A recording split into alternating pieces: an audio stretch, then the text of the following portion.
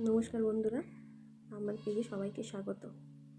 আজকে বানিয়েছিলাম পাবদা মাছের ঝাল, আর সেই রেসিপিটা তোমাদের সাথে শেয়ার করছি। প্রথমে মাছগুলোকে ভালোভাবে ধুয়ে পরিষ্কার করে তাতে সামান্য হলুদ গুঁড়ো আর নুন দিয়ে ভালোভাবে মাছগুলোকে মেখে নিতে হবে। মাছগুলোকে এমনভাবে মাখতে হবে যাতে মাছের মধ্যে ভালোভাবে নুন আর হলুদটা মিশে যেতে পারে।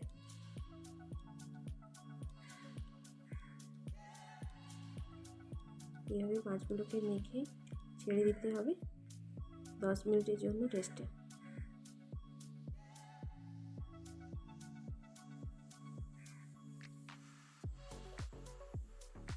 দশ মিনিট হয়ে গেলে মাছের মধ্যে একটু সরষের তেল মাখিয়ে নিতে হবে যাতে মাছ ভাজার সময় তেলের ছিটাটা কম আসে। দেখো, তেল গরম হয়ে গেছে। তেলের মধ্যে একটু হলুদ গুঁড়ো ছিটিয়ে দিতে হবে যাতে মাছের তেলটা উড়ে না আসে। নিজের সেফটির জন্য এটা, মাছ ভাজার সময় অনেক তেল গায়ের মধ্যে উড়ে আসে, তাই যাতে গায়ের মধ্যে না উড়ে আসে তার জন্য এই ট্রিকটা।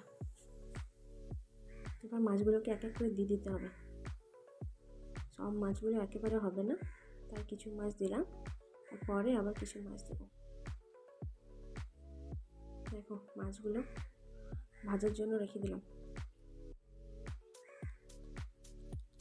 এবার লাল লাল করে ভাজা হয়ে গেলে মাছগুলো তেল ঝরিয়ে তুলে নিতে হবে। দেখো, তুলে নিয়েছি। এবার যে মাছগুলো বাকি ছিল সেই মাছটা দিয়ে দিলাম।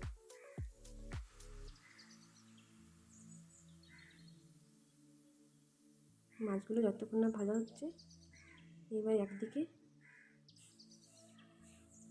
মশলাগুলো বানিয়ে নিই। মশলার বানানোর জন্য সরষে আর পোস্ত দিলাম, 3 টুকরো পেঁয়াজ দেব, 3টে কাঁচা লঙ্কা আর কিছু রসুন, এবার 2 টুকরো আদা। এবার একটু জল দেব,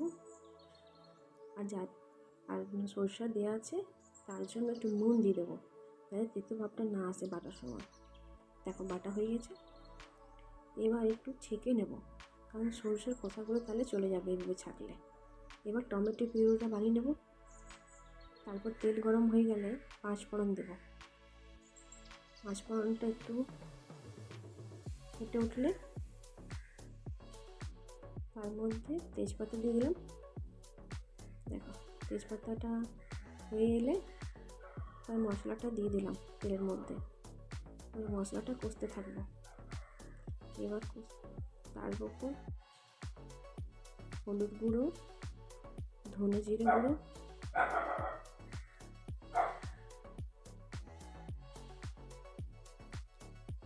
দিয়ে এবার নাড়তে থাকবো। মশলাটা আস্তে আস্তে কষতে থাকবো যতক্ষণ না মশলার কাঁচা গন্ধটা যাচ্ছে। এবার সামান্য চিনি দিলাম।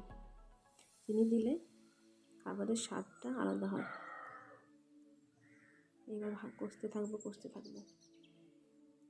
এবার টমেটো পিউরিটা দিয়ে দেবো।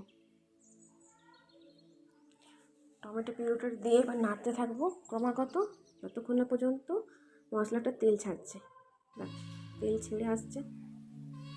তেল ছেড়ে এলে বুঝে যাবে যে মশলাটা রেডি।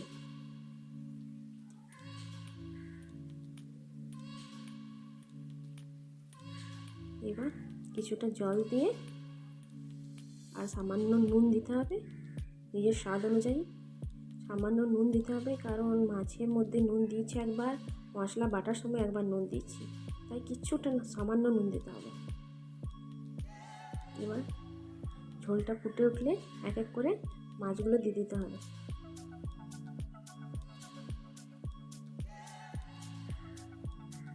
দেখো, ঝোলটা ফুটছে। এবার আমার পাবদা মাছের ঝাল রেডি। লাস্টে একটু ধনে পাতা উপর থেকে ছড়িয়ে দিতে হবে গার্নিশিংয়ের জন্য। আজকের ভিডিও এখানেই শেষ। দেখা হচ্ছে নেক্সট ভিডিওতে। ধন্যবাদ।